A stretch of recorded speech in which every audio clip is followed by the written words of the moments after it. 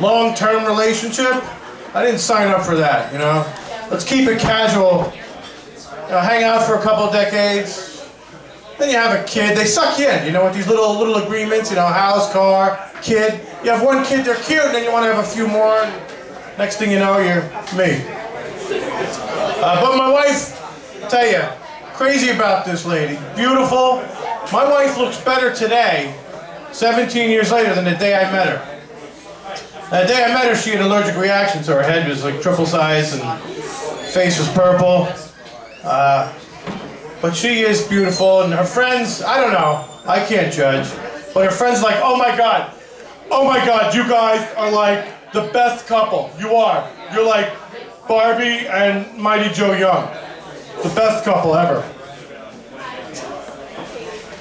And I tell you, the only thing my wife and I don't really see eye to eye on is when it comes to the kids asking questions. Because if you got kids, you know these little fuckers, they ask a lot of questions, right? My little guy, we're on our way up from the Jersey Shore this summer. It starts to rain. He says, Daddy, what's water made out of?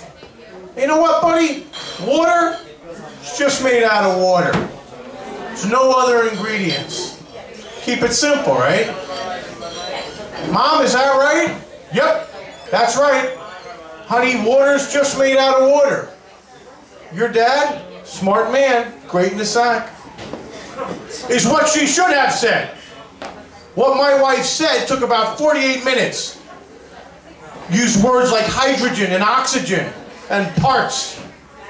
Look back at my sweet little boy. He's in the back seat of the van. I said, oh, what do you think of that, pal? He says, I'm never frickin' drinking water again. So for the rest of that trip, I'm not letting my wife answer any questions. The rain turns to thunder and lightning. My little guy says, hey, Daddy, what's thunder and lightning? Oh, that's just, that's angels lighting farts on fire. Hey, Daddy, why is the sky blue? Because God loves the Mets. Yes, sir, I know. Thank you, Captain Obvious. They suck, and we love them, okay? It's like being in an abusive relationship. That's what being a Mets fan is like. Let's go Mets! Let's go Mets. God bless them. They suck and we love them. It is like being in a terrible relationship, though. I thought it would be different this year. You son of a bitch, you promised. We got any dog people here? My kids keep pestering me for a dog. That's a big thing. Woo! Yeah, they want a dog, not me. No way, man. My brother had a dog. He had one of these little Jack Russell terrorists, you know? He had the pleasure. It's like God got bored one day. He's sitting around with St. Peter. You know what, Peter? I'm going to make a dog. I'm going to make it jump like a bullfrog, have all the energy of a Tasmanian devil, and the bite strength of a great white shark. St. Peter is like, I fear you. I don't know why I made St. Peter gay in that scenario, but I'd be a better dog owner than Michael Vick. I think we can all agree. Yeah, Michael Vick. God love. He's out. He's out. You know, he did his time. That's fine. You know, it's amazing. If anything good came out of that whole thing, it's that men. You ask a man. I'll get that. You ask a man now, what do you think of dog fights? And they'll be like, oh, dog fights, no, bad. Dog fights, bad. How about cat fights? Totally hot. And that's just disrespectful to women, okay? That's not fair. Really, I wouldn't want to be a woman today, because, like, you're at a party, right, or at a bar, and a woman's, like, falling down drunk and slurring her words and, like, all sloppy. It's like, oh, look at that. That's disgusting. Look at that pig. She's just slurring her words, she's sloppy, she's falling down. And then, same woman takes her shirt off, starts dancing at a table. Life of the party. I don't make the rules. What else? Muhammad Ali? Where's my Irish people? I know Tommy's Irish. Who else? Go ahead, put down your drinks and clap, goddammit. I think I'm the only one. I still think I'm the only one to see this. In the newspaper 3 weeks ago, Muhammad Ali found out he was Irish. His great-great-grandfather came from Ireland. He went back to the town his great-great-grandfather was born in. The place went nuts. They had thousands of people come out to see him. All right, Muhammad, God love you. We knew you were one of us. Pat, do you think he's happy about being Irish? Sure he's happy. Look at him. He's shaking with excitement. Why not? Why not another Parkinson's joke, right? Hey, and don't judge me, okay? I take pity on people with disabilities. My brother-in-law actually is schizophrenic, and he's a great bunch of guys. And I actually just had, I'm in the process, I wrote a screenplay, and you know what? All these people talking, I'm not going to let you come to my movie. I wrote a screenplay about, it's a horror movie, about an axe-murdering Alzheimer's patient. I called it, I Don't Know What I Did Last Summer. And so look for that in theaters next summer. And I actually, before you get too judgmental about me and people with disabilities, I actually raise an enormous amount of money through a charity. We build houses for the mentally ill. It's called Habitats for Insanity.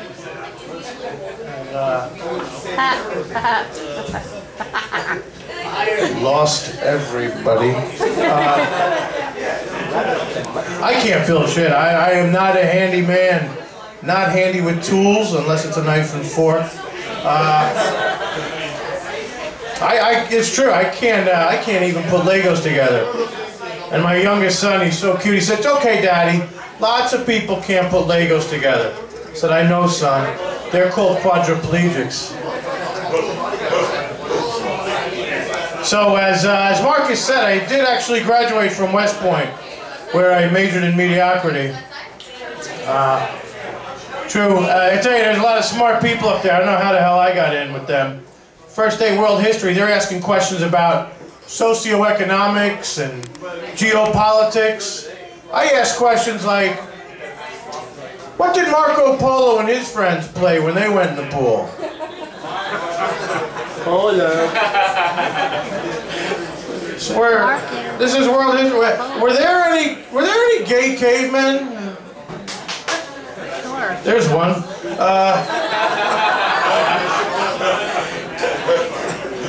Oh man.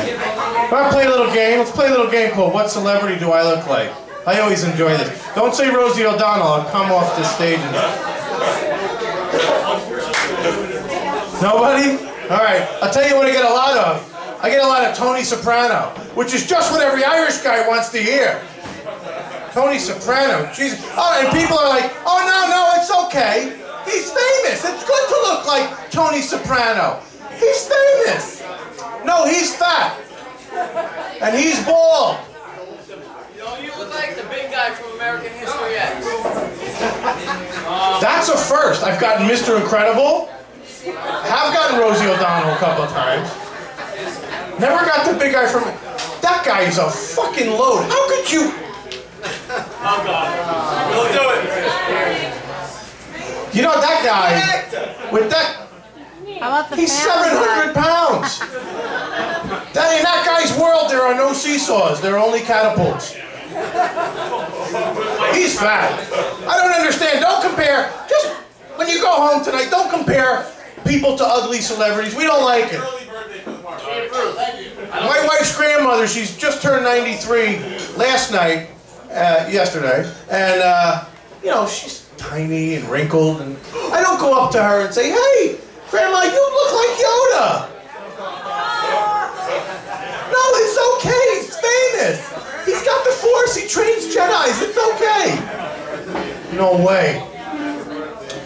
While I was at West Point, I actually dated a cadet.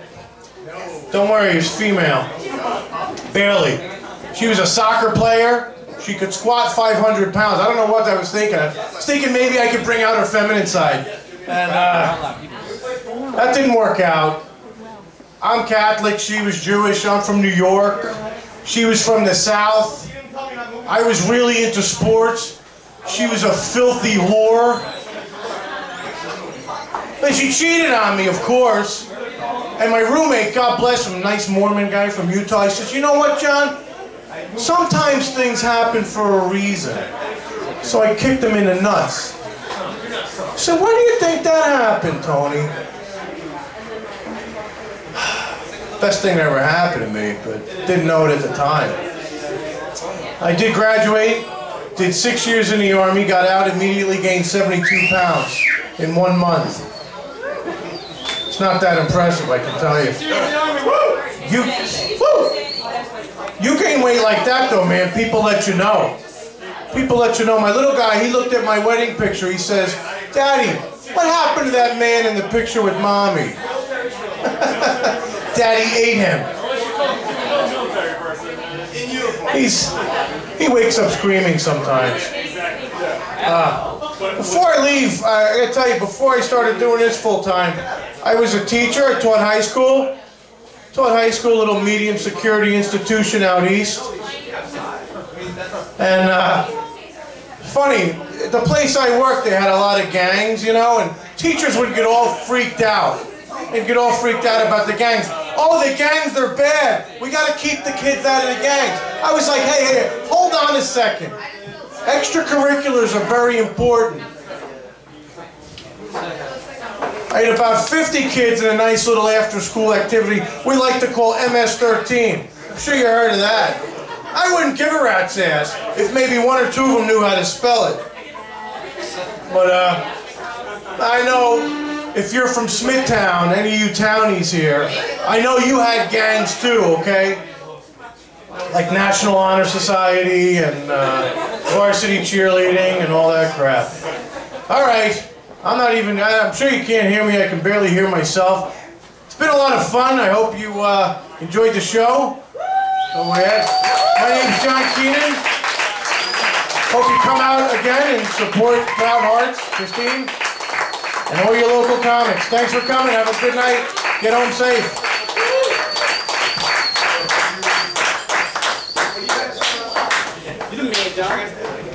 Everybody keep going for John Keenan one time, Tina Meyer, Tommy Doran, the very funny and minty Matt Pepitone, of course Joe Pontillo. Like I said, each and every Wednesday we do this here supporting Proud Hearts. We appreciate you all coming out tonight. Take care of your bartender. Shout out to Brian one more time. Peace. Good night, everybody. Oh, and pizza's coming. Don't worry. We got pizza coming for everyone. Courtesy of what? What's the name place again? Via Napoli. Courtesy of Via Napoli. Shout out to them too. All right.